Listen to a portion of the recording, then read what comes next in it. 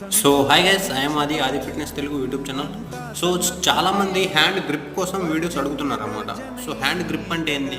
ఇప్పుడు మనం చేసే వర్కౌటే మనము ఆ వర్కౌట్ మనం కరెక్ట్గా చేస్తే మన హ్యాండ్లో మంచి గ్రిప్ అనేది ఉంటుంది. ఇప్పుడు సపోజ్ ఇప్పుడు నేను చిన్నప్ చేయాలి అనుకో, ఇప్పుడు నా హ్యాండ్ గ్రిప్ నాకు హ్యాండ్లో గ్రిప్ లేదు అనుకో, ఇప్పుడు నేను చిన్నప్ చేయలేను, కింద పడిపోతాను. అర్థమవుతుందా?